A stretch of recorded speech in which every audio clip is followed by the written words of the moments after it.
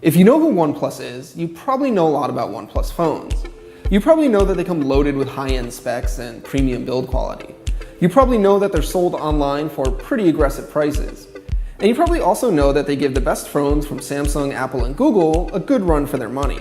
Now, what you might not know about is OnePlus's newest phone, the OnePlus 5.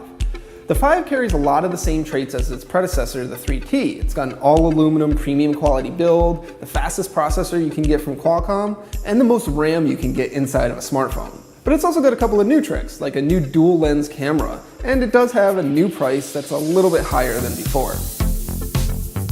Let's start with the basics. The OnePlus 5 costs $479 for the 64GB model, or $539 for the 128 version.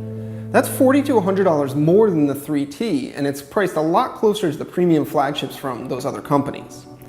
That means that the OnePlus 5 has to do a little more to stand out. It has the same 5.5-inch 16:9 1080p AMOLED display as last year. The display is fine, it's bright and sharp and colorful, and you can see it outdoors, which is good.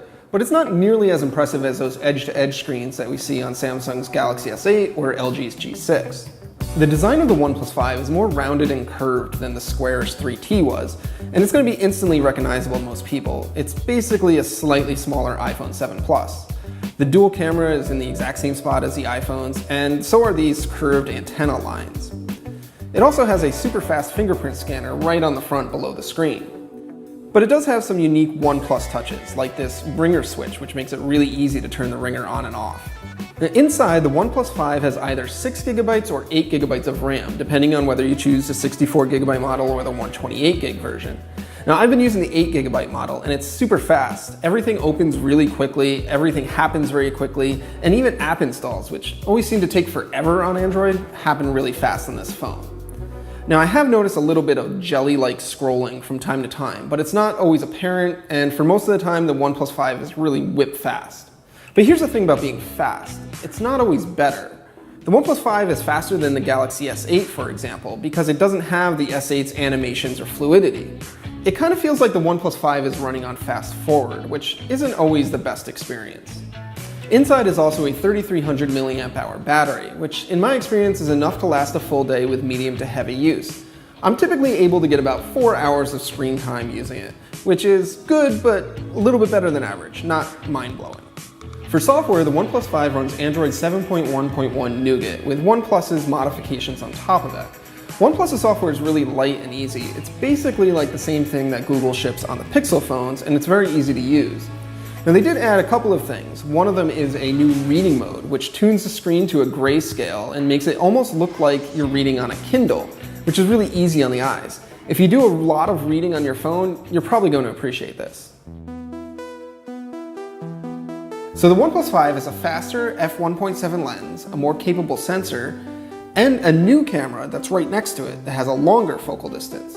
This lets you do a couple of things. You can zoom in closer to your subject, or you can do unique blurring effects like a DSLR might be able to do. But unfortunately, all of that new camera tech doesn't produce amazing images. The 16 megapixel camera doesn't have optical stabilization, which leads to softer images in low light. And the 20 megapixel camera with the longer lens has smaller pixels and not as bright of a lens. All of this adds up to lower quality images in low light, especially compared to what you can get from an S8, a Pixel, an HTC U11, or even an iPhone. To make matters worse, the portrait mode that's supposed to mimic a DSLR is more miss than hit. Far too often it blurs too aggressively or doesn't blur all of the areas that a real camera would. Most of the time it looks pretty fake. Then there are other disappointing things about the OnePlus 5, such as its complete lack of water resistance, or if you're in the US, the fact that you still can't use it on Verizon or Sprint. So this is the OnePlus 5. It's faster and better looking than ever, but it's got a failed camera gimmick and a less attractive price tag. That pricing really makes this calculus change. For just a little bit more, you can get a phone with waterproofing, a better camera, and more forward-looking designs. Now, that isn't to say the OnePlus 5 is a bad phone. Most people will be able to look right past its iPhone-like design and mediocre camera and just enjoy its speed and responsiveness. But it does mean that the OnePlus 5 is a little less impressive than before. Someone really calling me?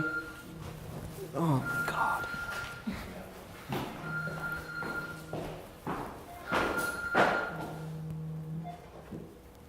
I'm mid-take, what's up?